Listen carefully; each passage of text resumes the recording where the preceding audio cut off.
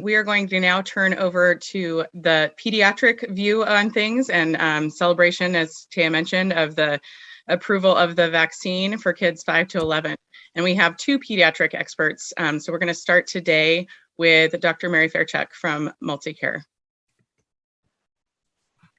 Good morning. Thank you, everybody. So at first, I'd like to share what our experience has been with Delta virus at Mary Bridge regarding pediatric patients. So we had our highest number of patients in the pediatric age group that we'd ever seen throughout the pandemic presenting for admission during September. That was the peak. We had 114 patients admitted during that time frame. October looks to be a bit better. We don't have final numbers yet, but we had gotten down to about 65 pediatric inpatients. Most of our kids that have been admitted actually fall in the under 2-year-old age group, but the majority of those who've been very sick and have had to go to the intensive care unit have actually been over age 10.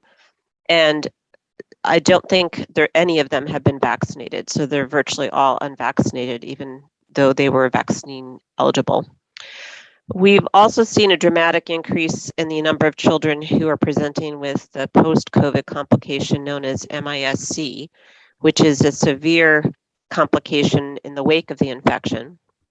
We've had about 45 approximate cases of that condition, and the vast majority of those children do end up in the intensive care unit and with cardiac issues related to that. Currently, we are concerned about the possible intersection of other respiratory viruses such as RSV and influenza if the coronavirus pandemic peak does not continue to subside. As was mentioned, we did not see that last winter due to all the mitigation measures that were in place. We really did not have a flu season or an RSV season, but we are already seeing RSV uptick in our community with many children admitted with that particular virus. We do know from previous experience that dual infections with respiratory viruses such as RSV can be much more severe than single infections. So that is definitely a concern. As was mentioned, we're very excited about the fact that the coronavirus vaccine does appear to be getting closer and closer to being able to get into children's arms. With the approval last week with the FDA.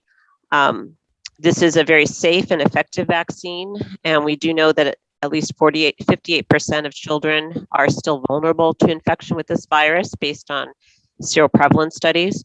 And we know that in addition to the challenges that we see with pediatric infection, that they remain a source of infection to other vulnerable members of the community. So this is an encouraging note that we're hoping will be able to give us another tool to combat the coronavirus pandemic. Thank you so much. And let's keep on the theme of pediatrics and what is happening in Seattle with Dr. John Haas from Swedish. Hi, thank you for having me. I'm a pediatrician at the Swedish Pediatrics Clinic in West Seattle. Happy to join you guys to talk a little bit more about what I'm seeing with COVID in children recently, and also talk a little bit about the good news regarding the vaccine in younger children. I do see some positive trends, I think, in the case rates in Washington State in the past couple of weeks. The daily rate is down to about 20 from a high of close to 50 during the peak of our Delta wave, though 20 is still pretty high, and it's as much as 3 times as high in some of the rural counties. Now, just looking at kids, we see similar trends in both teenagers and younger children, with the average daily rates decreasing compared to what they were during the peak of the Delta wave in September.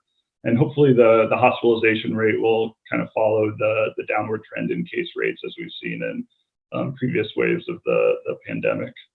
Kids still remain far less likely than adults to become severely ill or die from COVID. At one point, we were quite worried that with the Delta variant, that it would be not only more contagious, but also have significantly worse outcomes in children. But it looks like in terms of severity and mortality, the chance of a child who is infected having a bad outcome remains similar to our previous waves. Overall, the mortality in COVID has been about 1 death per 10,000 cases. in children, and the hospitalization rate has been roughly 1 in 200 cases. I think the biggest difference I've seen in this wave of the pandemic has been in vaccinated versus unvaccinated teenagers, with a recent study showing that the hospitalization rate among unvaccinated teens was a full 10 times higher than vaccinated teenagers. As a pediatrician, I don't just deal with the physical health of children, but also their mental health, the toll of the social and physical isolation, the loss of family members, the uncertainty brought by the pandemic has been pretty significant for kids. In my own practice, I've seen a pretty stark increase in the visits for mental health problems for both middle school and high school age kids. And while access to mental health services has largely gone down during the pandemic, the rate of emergency room visits for mental health conditions has gone up. For instance, a study conducted during February and March of this year showed suicide attempts resulting in emergency room visits were about 50% higher in adolescent girls compared to the same period in 2019. But our next step in ending the pandemic is vaccinating children ages 5 to 11. And as you know, the FDA, based on a review of the evidence, has already determined that the benefits of the Pfizer vaccine outweigh its risks in this age group. We know it's safe and effective. Tomorrow, the CDC panel is meeting to decide whether the vaccine should be recommended for all children in this age group. And assuming they do, and that the CDC director agrees with their decision, we should see the vaccine start to become available to kids ages 5 to 11 sometime in the next few weeks. Now we'll be offering the vaccine at some of the Swedish clinics and also partnering with Amazon to offer it in the community. And you can find information about that on Swedish.org, or also go to the Washington State vaccine locator to find a convenient vaccine site for your family. It's really imperative to get this group vaccinated as quickly as possible as we head into the respiratory illness and holiday season. These vaccines will make our schools safer, keep the kids in our community healthy, make it easier for the kids to stay in school and not to worry about quarantine.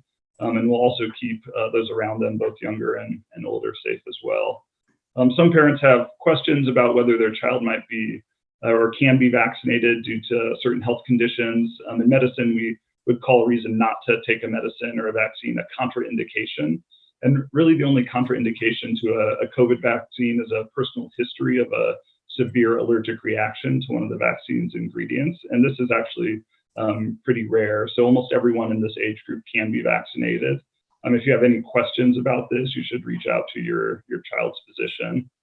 From my perspective as a pediatrician in the community, I'm really excited about having COVID vaccine available to this younger age group, and I encourage parents to vaccinate their children as soon as possible. And I hope we all can enjoy a safe and vaccinated holiday season. Thank you. Thank you. And I have a 9-year-old, and I can't wait to get her vaccinated. We're on all the waiting lists to find out when that will become available. I do have a follow-up question before we move on to our next panelists for both Dr. Fairchick and Dr. Pieper. Dr. Hawes.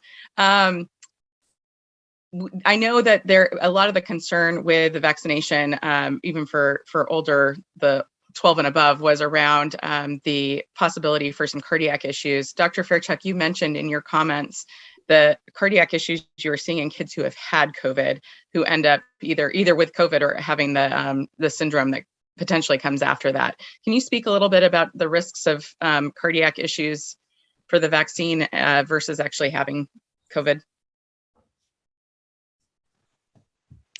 Yes. Before I get to that, I just want to make one clarification. When I was giving the numbers earlier, those were the numbers for our ER positives. So yes, there actually have been studies that have looked at that, what the risk is of the post-coronavirus vaccination myocarditis versus the risk of myocarditis or cardiac disease with the infection itself. The risk of the vaccine causing myocarditis has been really, when you pare it down, a risk that you see in young adult males. And that's what we've seen as well at Mary Bridge. The very rare cases we've seen have been in that age group. the statistics show that there's at least a 4 times higher risk of that very same age group having problems with their heart with acute coronavirus infection than due to the vaccine. So it's 4 times higher, even in that highest risk group, if they were to get the infection versus after the vaccination itself. And that doesn't even include the risks of the myocarditis due to the MIS-C, because MIS-C isn't really seen as often in that older age group. We see it most often actually in this new age group that now is eligible for the vaccine, the 4 to 11-year-olds. The median age for MIS-C is about age 9. So as far as if you're trying to look at that age group and the new recommendations for the vaccine, what are the risks of MIS-C causing carditis versus the risk of the vaccine causing a carditis? Right now, it's a little bit hard to get those exact figures because no cases of myocarditis were actually seen at all in the vaccine trials in that age range. But that was expected because they didn't have, it's such a rare complication. You would have to have hundreds of thousands of children enrolled in the study to even see that. They did do some sort of scenarios when they looked at the data last week, projecting kind of worst case scenarios about what would happen if there was myocarditis associated with the vaccination in that age range versus what would happen with the infection itself. And essentially, they again ruled that the risk of infection outweighed the risk of the vaccination. So hopefully that answers your question, but I think it does remain to be seen exactly what that rate will be. Thank you. It does. I appreciate that. Anything to add, Dr. Haas? No, I think that really covers it. I just think in the highest risk group for the myocarditis as a as a side effect from the vaccine, it's still the rate of cardiac complications from actual COVID is so much higher than in the vaccine that I think that what we've been seeing has been really positive as far as the safety of the vaccine goes.